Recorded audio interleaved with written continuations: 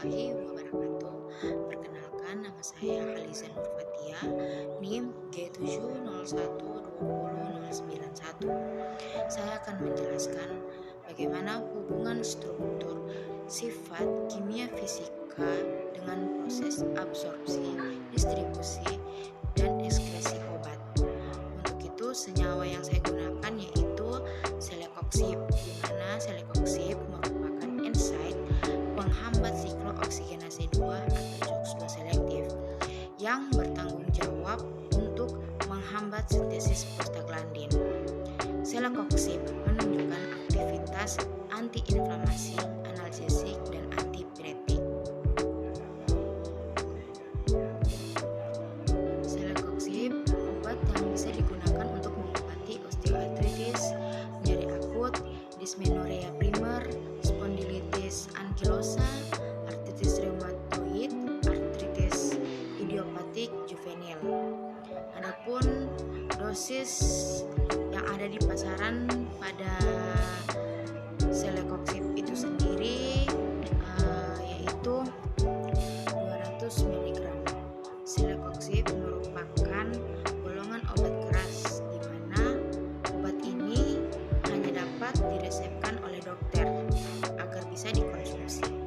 Nah, selanjutnya masuk pada hubungan struktur sifat kimia fisika dengan proses absorpsi obat. Kita ketahui, proses absorpsi merupakan dasar yang penting dalam menentukan aktivitas farmakologis obat. Kegagalan atau kehilangan obat selama proses absorpsi akan memengaruhi efek obat dan menyebabkan kegagalan pengobatan. Adapun faktor-faktor yang berpengaruh pada proses absorpsi di dalam saluran cerna yaitu pertama bentuk sediaan, yang kedua yaitu sifat kimia fisika obat, yang ketiga faktor biologis, dan yang keempat faktor yang lainnya. Pada senyawa selekoksib, penyerapan atau absorpsi diserap dengan baik dari saluran pencernaan. Makanan tinggi lemak dapat menunda waktu penyerapan. Waktu untuk mencapai konsentrasi plasma puncak pada selekoksib itu sendiri yaitu kira-kira 2-3 jam. Nah, masuk pada hubungan struktur sifat kimia fisika dengan proses distribusi obat. Setelah masuk ke peredaran sistemik, molekul obat secara serentak didistribusikan ke seluruh jaringan dan organ tubuh. Melalui proses distribusi ini, molekul obat aktif mencapai jaringan sasaran atau reseptor obat. Proses distribusi dan eliminasi obat berlangsung secara bersamaan, dan pada umumnya proses distribusi obat lebih cepat dibandingkan proses eliminasi. Pada umumnya, distribusi obat terjadi dengan cara menembus membran biologis melalui proses difusi. Mekanisme difusi dipengaruhi oleh struktur kimia, sifat kimia fisika obat, dan sifat membran biologis. Proses difusi dibagi menjadi dua, yaitu difusi pasif dan difusi aktif. Difusi pasif, penembusan membran biologi secara difusi pasif dibedakan menjadi tiga, yaitu yang pertama dengan cara penyaringan, kemudian dengan cara melarut dalam lemak menyusun membran, dan difusi pasif dengan fasilitas.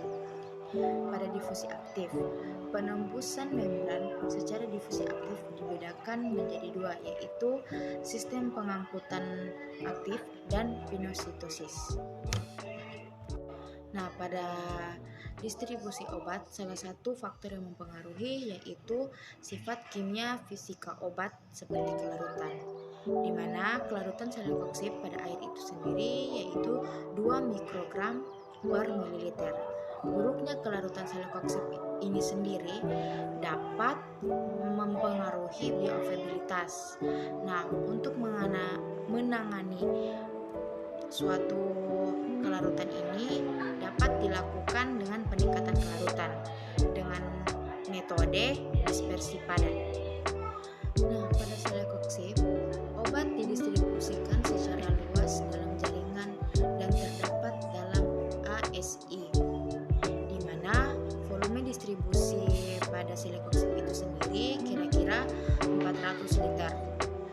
ikatan protein plasma itu kira-kira 97% terutama pada albumin.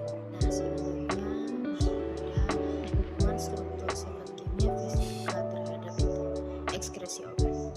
Pada ekskresi obat akan terjadi interaksi obat dengan biopolimer, di mana semua molekul organik asing yang masuk ke tubuh kemungkinan besar berkaitan dengan konstituen jaringan atau biopolimer seperti protein, lemak, asam nukleat, mukopolisakarida, enzim biotransformasi, dan reseptor. Pada interaksi, obat biopolimer mempengaruhi awal kerja dan masa kerja obat, serta besar efek biologis yang ditimbulkannya. Berdasarkan sifatnya, interaksi obat biopolimer dikelompokkan menjadi dua, yaitu interaksi tidak spesifik dan interaksi yang spesifik. Nah, sekarang masuk pada hubungan perubahan struktur dengan aktivitas pada proses metabolisme obat. Seperti kita ketahui sendiri, metabolisme atau biotransformasi obat adalah proses tubuh mengubah komposisi obat sehingga menjadi larut air untuk dapat dibuang keluar tubuh. Obat dapat dimetabolisme melalui beberapa cara, yaitu menjadi metabolit inaktif, kemudian diekskresikan dan menjadi metabolit aktif, memiliki kerja farmakologi dan bisa dimetabolisme lanjutan. Ada hubungan perubahan struktur dengan aktivitas pada proses metabolisme obat. Nah, adapun pengertian metabolisme obat itu sendiri, yaitu metabolisme atau biotransformasi obat adalah proses tubuh mengubah komposisi obat sehingga menjadi lebih larut air untuk dapat dibuang keluar tubuh. Obat dapat dimetabolisme melalui beberapa cara, yaitu menjadi metabolit inaktif, kemudian diekskresikan dan menjadi metabolit aktif, memiliki kerja farmakologi dan bisa dimetabolisme lanjutan.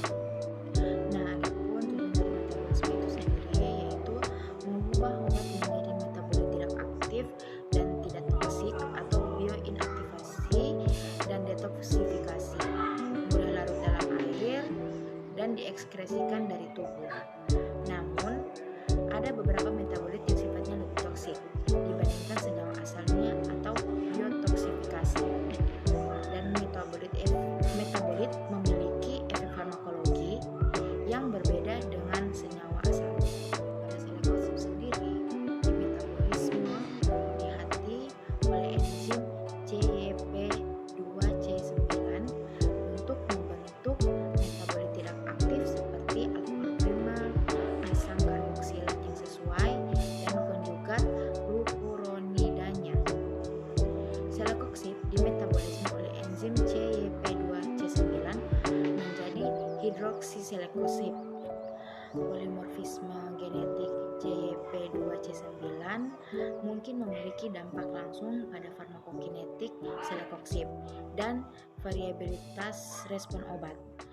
Tes genotip CYP2C9 dapat dipertimbangkan sebelum memulai terapi untuk memilih dosis selekoksib dan untuk menghindari kemungkinan efek samping.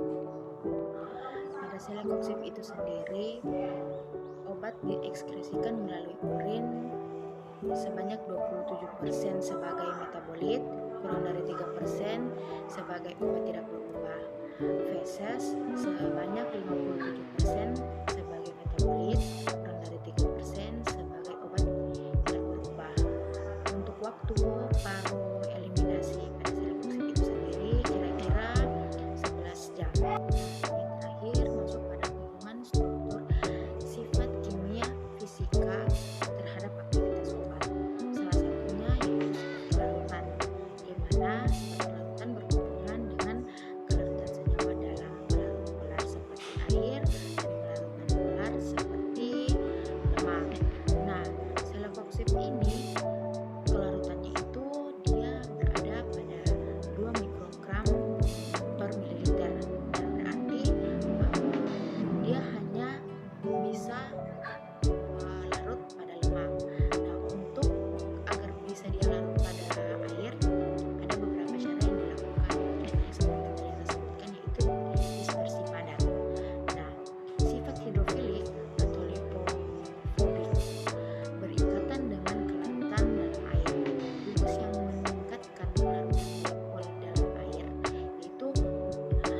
gugus hidrofilik atau lipofobik atau polar.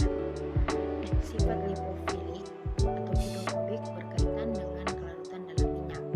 Gugus yang meningkatkan kelarutan molekul dalam minyak yaitu gugus lipofilik atau hidrofobik atau nonpolar.